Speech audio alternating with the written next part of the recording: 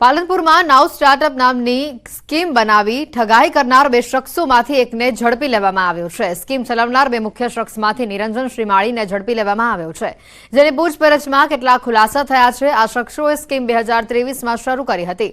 આ સ્કીમમાં 15,000થી પણ વધુ રોકાણકારો છે। અત્યાર સુધી 130 કરોડ જેટલી રકમ ઉઘરાવી ચૂક્યા છે, જેમાંથી 86 કરોડ પરત આપવાના બાકી છે। રોજના 3% આપવાની વાત કરી તેમજ કમિશન આપવાનું કહીને રોકાણકારોને લલચાવી રોકાણ કરાવ્યું। આ સ્કીમ ફક્ત ગુજરાતમાં જ નહીં પરંતુ અન્ય રાજ્યમાં પણ કેટલાક રોકાણકારો હોવાનું સામે આવ્યું છે।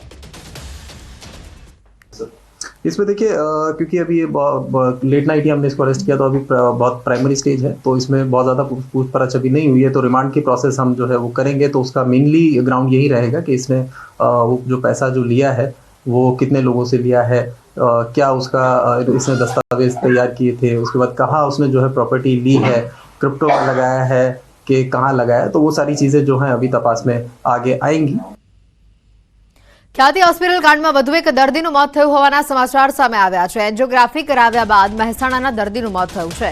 અત્યાર સુધીમાં 3 દર્દીના મોત થયા છે। મહેસાણાના કડીના બોરીસણા ગામે ખ્યાતિ હોસ્પિટલ દ્વારા કેમ્પ યોજાયો હતો। 2.5 મહિના પહેલા બોરીસણા ગામમાં કેમ્પ યોજવામાં આવ્યો હતો। કેમ્પના બીજા દિવસે 19 દર્દીઓને અમદાવાદ લઈ જવાયા હતા, જ્યાં એન્જિયોગ્રાફી અને એન્જિયોપ્લાસ્ટી બાદ 2 દર્દીઓના મોત થયા હતા। ત્યારબાદ બોરીસણાના વધુ એક વ્યક્તિનું મોત નિપજ્યું હોવાનું સામે આવ્યું। ખ્યાતિ હોસ્પિટલમાં કેમ્પ થયો હતો, ખ્યાતિ ગામમાં ખ્યાતિ હોસ્પિટલનો। તો એમાં એમને ચેકઅપ કરાયું। તો ચેકઅપ દ્વારા એમને હોસ્પિટલ વાળા ડૉક્ટરો જે હતા એ લોકોએ એવું કીધું કે તમારે ત્યાં આગળ હોસ્પિટલમાં તમારે આવવું પડશે। ત્યાં હોસ્પિટલમાં ગયા, ટોટલ 19 જણા હતા। 19 જણા ગયા, એમાં કોઈને બી પૂછ્યા વગર, કોઈના સગા સંબંધીને કોઈને જાણ કર્યા વગર 19 જણની એન્જિયોગ્રાફી કરી નાખી। આયા પછી વધારે બીમાર રહેવા માંડ્યા અને એમને શ્વાસની તકલીફ પણ વધી ગઈ અને ઢીંચણની તકલીફ પણ વધી ગઈ હતી। સુરતથી સમાચાર છે કે જ્યાં વ્યાજખોરોના ત્રાસથી યુવકે આત્મહત્યા કરી લીધી। સુરતના સલાબતપુરા વિસ્તારની ઘટના છે। વ્યાજખોર ધમકી આપતો હોવાનો આક્ષેપ કરવામાં આવ્યો છે। પરિવાર દ્વારા વ્યાજખોર પર આક્ષેપો લગાવવામાં આવ્યા છે। કંટાળીને યુવકે આત્મહત્યા કરી તેવું પરિવારજનોનું કહેવું છે। સલાબતપુરા પોલીસે આ બાબતે વધુ તપાસ શરૂ કરી છે।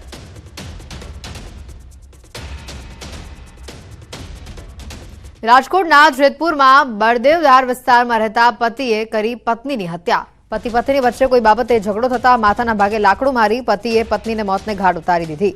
હત્યા નિપજાવી તે પોતે પોલીસ સ્ટેશનમાં હાજર પણ થયો। પોલીસે આગળની કાર્યવાહી હાથ ધરી છે। ઉલ્લેખનીય છે કે 3 મહિના પૂર્વે જ મરણ જનાર પત્ની અન્ય પુરુષ સાથે ભાગી ગઈ હતી અને એક મહિલા પહેલા જ તે પરત તેના પતિ પાસે આવી હતી। પોલીસે પતિ પત્ની વચ્ચે મધ્યસ્થી કરતા બંને પરત સાથે રહેવા લાગ્યા હતા। જોકે કોઈ કારણોસર બંને વચ્ચે બોલાચાલી થતા પતિએ પત્નીને માથાના ભાગે લાકડું મારી લોહી લુહાણ કરી હતી, જેમાં પત્નીનું મોત થયું છે। સુરતથી વધુ એક ચોંકાવનારી ઘટના સામે આવી છે કે જ્યાં 1 વર્ષની બહેનની 13 વર્ષના ભાઈએ હત્યા કરી નાખતા ખળભળાટ મચ્યો। ઓશિકાથી મોઢું અને ગળું દબાવીને હત્યા કરી નાખી। સુરતના નાનપુરામાં હત્યાની ઘટના સામે આવી છે। પરિવારે પૂછપરછ કરતા ભાઈએ ગુસ્સામાં બહેનની હત્યા કર્યાની કબૂલાત કરી છે। તબીબે બાળકીનું મોત ગુંગળામણના કારણે થયું હોવાનો રિપોર્ટ આપતા પોલીસ પણ ચોંકી ગઈ હતી। હત્યારો 1 વર્ષ પહેલા મુંબઈથી સુરત તેના માસીના ઘરે રહેવા આવ્યો હતો। 1 વર્ષીય દીકરી રડારડ કરતી હોવાથી માસિયાઈ ભાઈ કંટાળી ગયો અને તેને આ કૃત્ય કર્યું।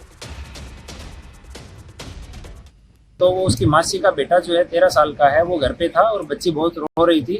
उसने चुप कराने का प्रयास किया, जब चुप नहीं हुई तो गला दबा के चुप कर दिया। वो उससे बच्चे में इस बात की समझ नहीं थी कि गला दबाने से डेथ हो सकती है, तो उसने ये इस तरह का क्राइम उससे हो गया। રાજકોટમાં ચોંકાવનારી ઘટના સામે આવી છે। અહીંયા 34 વર્ષીય મહિલા પર એસિડ અટેક કરવામાં આવ્યો છે। બંગેતર અન્ય સાથે ભાગી જતા એસિડ અટેક કરવામાં આવ્યો। રાજકોટના સોખડા ગામમાં આ ઘટના બનવા પામી છે। સોખડા ખાતે રહેતા પ્રકાશ સરવૈયા દ્વારા એસિડ અટેક કરવામાં આવ્યો। સગાઈ બાદ મંગેતર અન્ય વ્યક્તિ સાથે પ્રેમ લગ્ન કરી ભાગી ગઈ। યુવાને બંદૂક રાખી એસિડ અટેક કર્યો। મહિલાને સારવાર અર્થે હોસ્પિટલમાં ખસેડવામાં આવી છે। કુવાડવા રોડ પોલીસ સ્ટેશન ખાતે મોડી રાત્રે પોલીસ ફરિયાદ નોંધાઈ હતી। એને અમારી રેટી કરતો હોય તો ભલે, જેવા જણ બધા બારે નીકળ્યા ને પોતપોતાના કામમાં, તરત એ આવ્યો ઘરે અને સીધો એસિડની બળની ભરીને સીધો અટેક જ કર્યો। મારી છોકરી 13 વર્ષની છે, મારો છોકરો તો નિશાળે ગયો હતો। 13 વર્ષની છોકરી હતી ને, એને શું ખબર કે આ કદાચ મગજ બહેણે એટલે એને હું કરવા તો ધાર્યું છે કે છોકરી પહેલાં તો છોકરીને જ એને ટાળી નાખવાની જરૂર એના માથે નાખવાનો હતો એ. વધુ એક આશાસ્પદ યુવાનનું હાર્ટ એટેકથી મોત થયું છે. જૂનાગઢમાં પોલીસ દોડની પરીક્ષા આપવા આવેલા મૌલિક બારિયા નામના યુવકનું મોત થયું. યુવક ઉરાનો રહેવાસી હતો. જૂનાગઢમાં દોડની પરીક્ષા પૂર્ણ કરી મિત્રના ઘરે ગયો, જ્યાં યુવકનું મોત નીપજ્યું. હાર્ટ એટેકના કારણે યુવકનું મોત નીપજ્યું હોવાનું પ્રાથમિક તારણ છે. યુવકના મૃતદેહને પીએમ માટે ખસેડાયો છે. નલિયા સામૂહિક દુષ્કર્મ કાંડ મામલે મોટો ચુકાદો સામે આવ્યો છે. 2017ના ચકચારી કેસમાં ભુજ સેશન્સ કોર્ટનો ચુકાદો સામે આવ્યો છે. તમામ 8 આરોપી નિર્દોષ જાહેર થયા છે. ટ્રાયલ માટે રાજ્ય સરકારે ખાસ સરકારી વકીલની પણ નિમણૂક કરેલી. મહત્વની સાક્ષી એવી ફરિયાદી યુવતી જે પાછળથી હોસ્ટેલ થઈ હતી. શંકાનો લાભ મળતા આરોપીને નિર્દોષ જાહેર કરાયા છે. વધુ માહિતી મેળવીશું. સંવાદદાતા મેહુલ જોડાઈ ચૂક્યા છે ફોન લાઈન પર. મેહુલ, મહત્વની વાત છે તમામ જે 8 આરોપીઓ તો તમામને નિર્દોષ જાહેર કરવામાં આવ્યા છે. વધુ અપડેટ શું? જી, ચોક્કસથી વાત કરી તો નલિયા સામૂહિક દુષ્કર્મ કાંડના જે 8 આરોપીઓ હતા તેને નિર્દોષ જાહેર કરવામાં આવ્યા છે. 2017ના જે ચકચારી કેસમાં ભુજ સેશન કોર્ટે જે તે ચુકાદો આપ્યો છે. ભાજપના નેતાઓને સાંકળતો આ ચકચારી કેસ હતો, જેમાં સેશન કોર્ટે જે તે ચુકાદો આપીને તમામ જે આરોપીઓ હતા તેને નિર્દોષ જાહેર કર્યા છે. ટ્રાયલ રાજ્ય સરકારે ત્યારે ખાસ સરકારી વકીલને પણ નિમણૂક કરેલી હતી. મહત્વની જે સાક્ષી એવી ફરિયાદી યુવતી છે તે પાછળથી હોસ્ટાઇલ થઈ હતી અને શંકાનો લાભ લઈને આરોપીઓ છે તે તમામ નિર્દોષ હાલ જાહેર કર્યા છે. આભાર મેહુલ માહિતી બદલ. અમરેલીથી સમાચાર છે, જ્યાં રસ્તા ઉપર સિંહના ધામા સામે આવી રહ્યા છે. ખાંભાથી ડેડાણ રોડ પર સિંહના આટાફેરા સામે આવી રહ્યા છે. રોડ પર સિંહ બેસી જતા વાહનો થંભી ગયા. ડેડાણ રોડ પર મહાકાળી મંદિર પાસે સિંહ રોડ પર જ આસન જમાવ્યું. ખાનગી ટ્રાવેલ્સ ચાલકે સિંહનો વિડીયો મોબાઈલમાં કેદ કર્યો. ડાલામથા સિંહનો વિડીયો સોશિયલ મીડિયા પર વાયરલ થયો છે. રોડ પર સિંહ બેસી જતા વાહનો પણ થંભી ગયા હતા. ઘટનાના આ દ્રશ્યો પણ સામે આવ્યા છે. ખાંભાથી ડેડાણ રોડ પર સિંહના આટાફેરા કેમેરામાં કેદ થયા છે. રસ્તા પર સાવજના આ ધામાથી લોકોમાં પણ ફફડાટ ફેલાયો હતો, તો વન વિભાગને પણ સમગ્ર મામલે જાણ કરવામાં આવી હતી. અમરેલીથી આ દ્રશ્યો સામે આવી રહ્યા છે કે જ્યાં સિંહના ધામા કેમેરામાં કેદ થયા છે. ખાંભાથી ડેડાણ રોડ ઉપર સિંહના આટાફેરા કેમેરામાં કેદ થયા. રોડ પર સિંહ બેસી જતા વાહનો થંભી ગયા હતા. ડેડાણ રોડ પર મહાકાળી મંદિર પાસે સિંહ રોડ પર જ આસન જમાવ્યું હોય તેવા દ્રશ્યો સામે આવ્યા. ખાનગી ટ્રાવેલ્સ ચાલકે સિંહનો વિડીયો મોબાઈલમાં કેદ કર્યો છે. ડાલામથા સિંહનો આ વિડીયો હાલ સોશિયલ મીડિયા ઉપર વાયરલ થઈ રહ્યો છે. અમરેલીથી જે વિગતો આવી રહી છે, વાહનની ટક્કર એક દીપડાનું મોત થયું છે. સાવરકુંડલા મહુવા રોડ નજીક દીપડાનું મોત થયું હોવાના સમાચાર છે. અજાણ્યા વાહન ચાલકે અડફેટે લીધા બાદ મોત થયું. ઘટનાની જાણ થતાં જ વન વિભાગ ઘટના સ્થળે પહોંચ્યું હતું. અજાણ્યા વાહન ચાલકની શોધખોળ હાથ ધરવામાં આવી છે. જૂનાગઢમાં સિંહણે નદીમાંથી શિકાર કર્યો. નદીમાં ઝંપલાવીને સિંહણે બકરાનો શિકાર કર્યો હોવાનું હાલ આ વિડીયો સામે આવ્યો છે, જે વિડીયો પણ વાયરલ થઈ રહ્યો છે. બકરાનો શિકાર કરવા માટે ઉતાવળી નદીના ઊંડા પાણીમાં સિંહણે ઝંપલાવ્યું હતું. શિકારને મોઢામાં લઈ પાણીની બહાર નીકળી હતી. બેલખાના વીરપુર શેખવા ગામ નજીક આવેલ નદીનો આ બનાવ છે.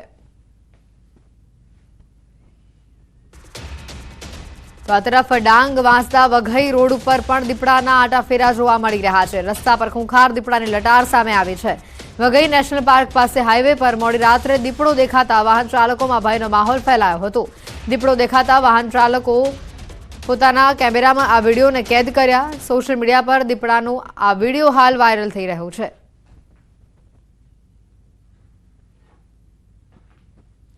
અલગ અલગ દ્રશ્યો બતાવી રહ્યા છે કે જ્યાં અમરેલીથી દ્રશ્યો આવી રહ્યા છે, જૂનાગઢથી આવી રહ્યા છે, ડાંગથી દ્રશ્યો આવી રહ્યા છે કે જ્યાં વન્ય પ્રાણીઓ રસ્તા પર આવી ચડતા લોકોના શ્વાસ અદ્ધર થયા હતા. એક બાજુ અમરેલી પર પ્રથમ તસવીર બતાવી રહ્યા છે કે જ્યાં સિંહના રસ્તા ઉપર જ ધામા સામે આવ્યા હતા, તો બીજી બાજુ વાહનની ટક્કરે અમરેલીમાં એક દીપડાનું મોત થયું. તો નદીમાંથી સિંહણ શિકાર કરતી હોય તેવા આ દ્રશ્યો જૂનાગઢથી સામે આવી રહ્યા છે. તો આ તરફ ડાંગથી પણ દ્રશ્યો સામે આવી રહ્યા છે કે જ્યાં રોડ ઉપર દીપડાની લટાર કેમેરામાં કેદ થઈ છે.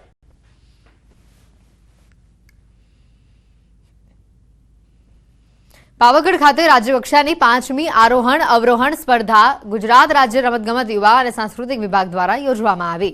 રાજ્યસભાના સાંસદ ડોક્ટર જશવંતસિંહ પરમારે ઉપસ્થિત રહીને દોડવીરોને ફ્લેગ ઓફ કરી સ્પર્ધાનો શુભારંભ કરાવ્યો.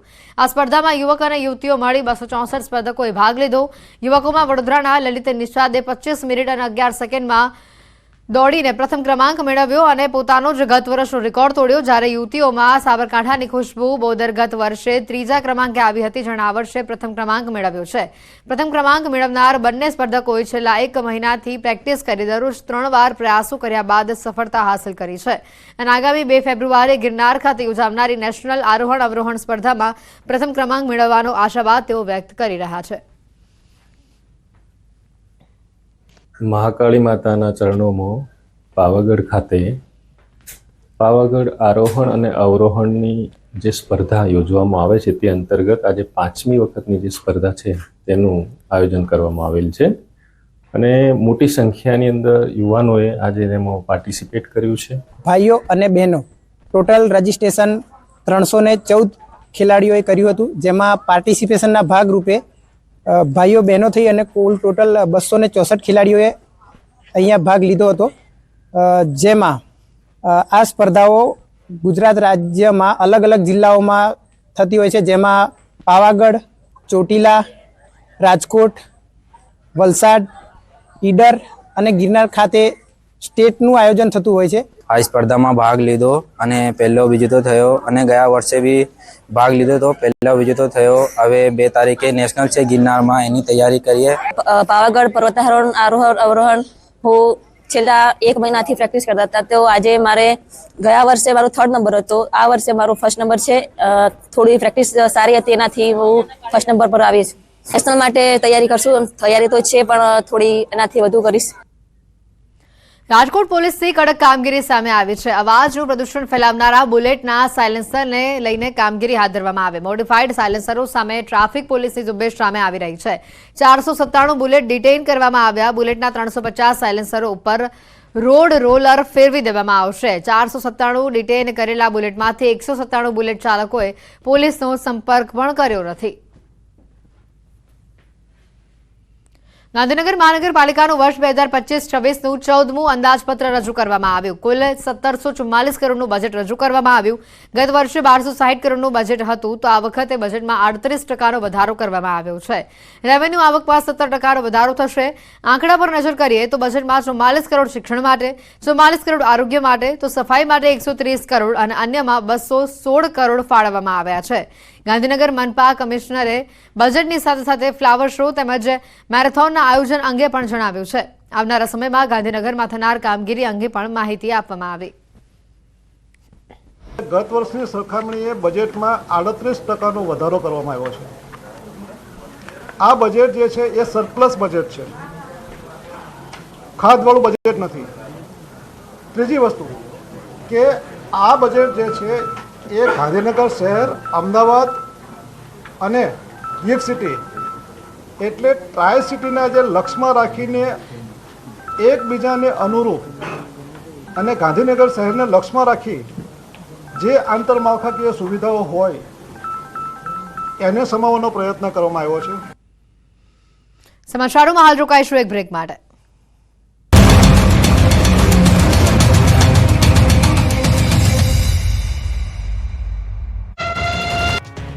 ગુજરાતમાં મગફળીની ખરીદી અને તેની પ્રક્રિયાઓ પર માણાવદરના એમએલએ અરવિંદ લાડાણી દ્વારા ગુજકો માસોલ પર ભ્રષ્ટાચારના આરોપો લગાવવામાં આવ્યા છે. માણાવદરના બીજેપીના ધારાસભ્ય અરવિંદ લાડાણીએ ટેકાના ભાવે ખરીદાતી મગફળીમાં ગેરરીતિનો મોટો આરોપ લગાવ્યો.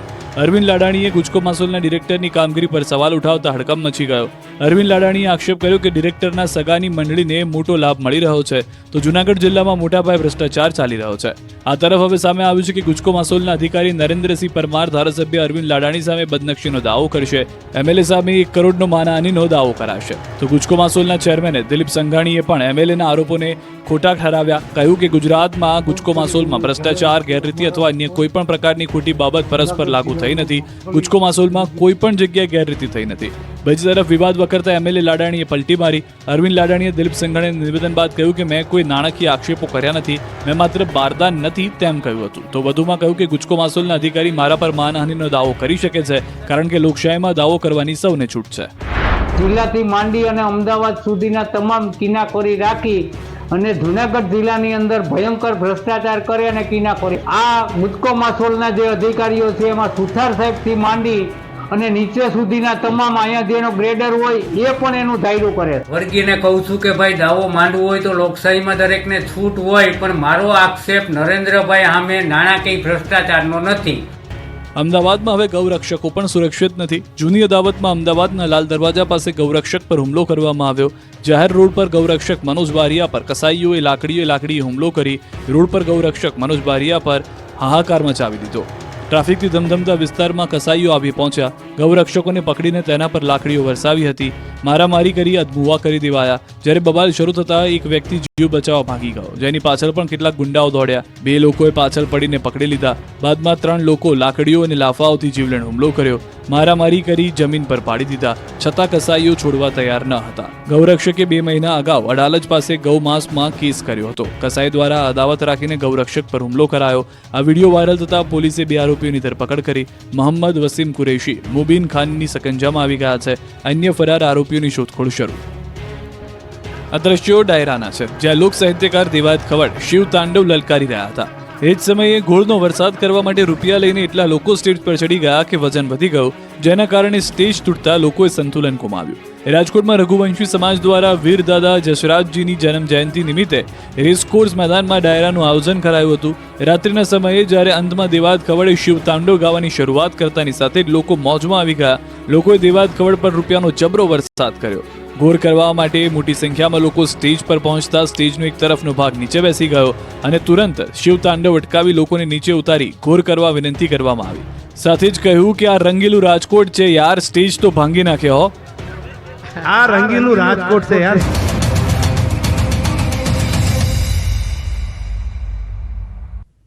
બ્રેક બાદ આપનું સ્વાગત છે. અમદાવાદના તપોવન સર્કલ નજીક ફાર્માસ્યુટિકલ્સ દ્વારા ગુજરાતના વિશ્વ કક્ષાના R&D કેન્દ્રની શરૂઆત કરવામાં આવી છે. ગૃહમંત્રી હર્ષ સંઘવી અને આરોગ્ય મંત્રી ઋષિકેશ પટેલના હસ્તે R&D કેન્દ્રનું ઉદ્ઘાટન કરવામાં આવ્યું છે, જેમાં નવી ERC સુવિધા, દરેક ડોઝ ફોર્મ માટે અત્યંત આધુનિક લેબોરેટરી તથા અદ્યતન સુવિધા સાથે ફાર્માસ્યુટિકલ નવીનીકરણને વેગ આપવા માટેની ડિઝાઇન કરવામાં આવી છે.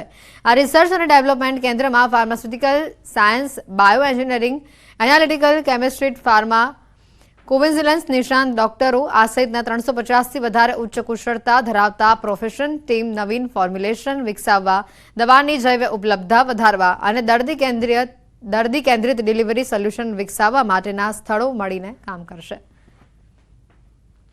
ગાંધીનગર ખાતે જે R&D ચાલુ કર્યું છે, રિસર્ચ અને ડેવલપમેન્ટનું આખું કેન્દ્ર, અને ખૂબ મોટા પાયા ઉપર પોતે પોતાના એક્સક્લુઝિવ નવા કન્ટેન્ટ સાથે, નવા વિચારો સાથે, નવી દવાઓ સાથે માનવ જીવનમાં દવાઓ એક ખૂબ મહત્ત્વનો ભાગ ભજવતો હોય છે.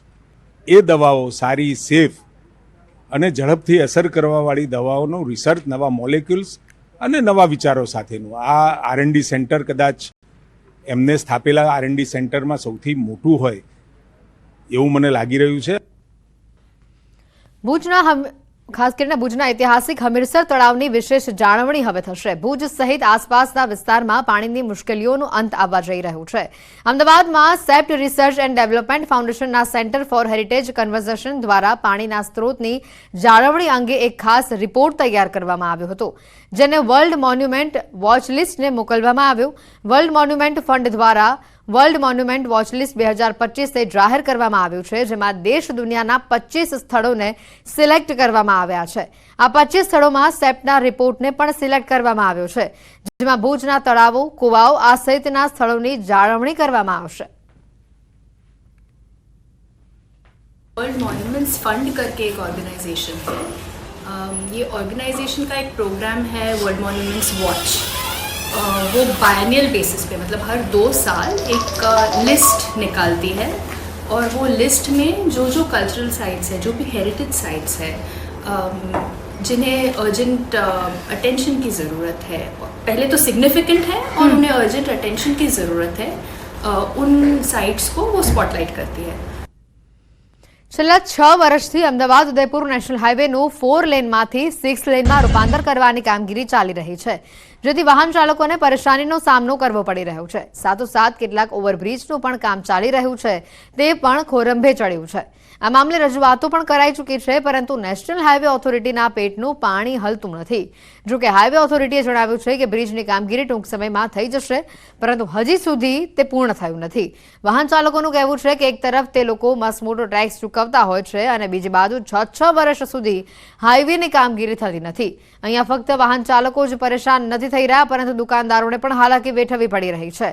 મોતીપુરા 4 રસ્તા ઉપર ઓવરબ્રિજની કામગીરી મંથન ગતિએ ચાલી રહી છે, પરંતુ અવરજવર માટે ઓવરબ્રિજની બાજુમાં આવેલ સર્વિસ રોડનો ઉપયોગ કરે છે, તે ખૂબ જ સાંકડો છે. ત્યારે સ્થાનિકો પણ ત્રાહિમામ પોકારી ઉઠ્યા છે. બહુ ટ્રાફિક રહે છે મોતીપુરામાં.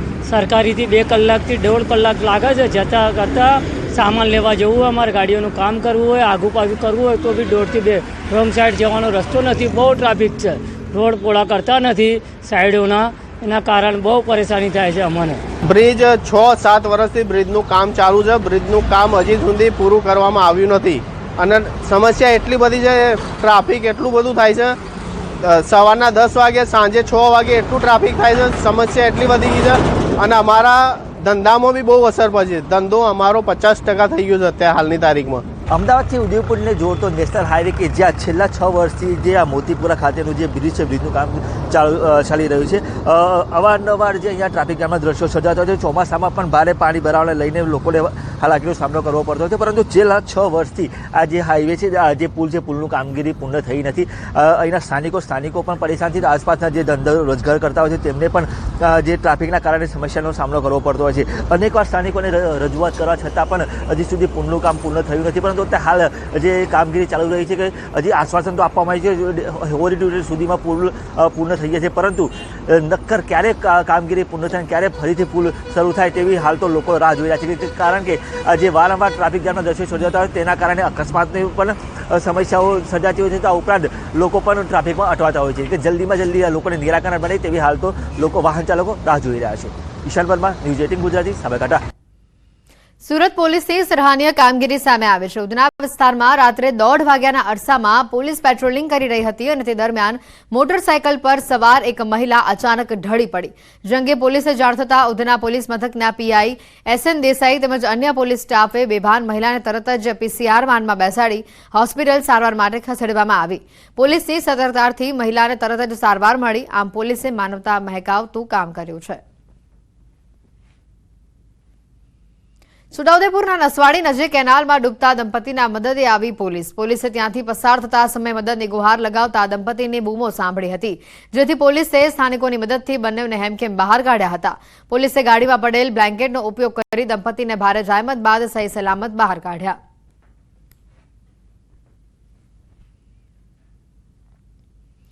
દાહોદથી સમાચાર છે. ઝાલોદ પંથકમાં તસ્કરોનો તરખાટ સામે આવી રહ્યો છે. કરિયાણાની દુકાનમાંથી ચોરીની ઘટના સીસીટીવીમાં કેદ થઈ છે. ઝાલોદના ઠુઠી કંકાસિયા રોડ ઉપર આવેલા દુકાનમાં તસ્કરો દ્વારા હાથફેરો કરવામાં આવ્યો. 3 જેટલા ચોરો લૂંટારા દુકાનમાં રાખેલ લાખો રૂપિયાનો સામાનની ચોરી કરી. ઝાલોદ પોલીસને જાણ થતાં તે પોલીસ પણ વધુ તપાસ માટે ત્યાં દોડી આવી હતી. ચોરીની આખી આ ઘટના સીસીટીવીમાં કેદ થઈ છે. સીસીટીવી ફૂટેજના આધારે આ ચોર શખ્સો કોણ છે તેને લઈને પોલીસ દ્વારા તપાસ કરવામાં આવી રહી છે. ચોરોએ જે રીતે આ દુકાનમાં હાથફેરો કર્યો તે આખી ઘટનાના સીસીટીવી સામે આવ્યા છે અને સીસીટીવીની મદદથી પોલીસ સમગ્ર મામલે તપાસ કરી રહી છે.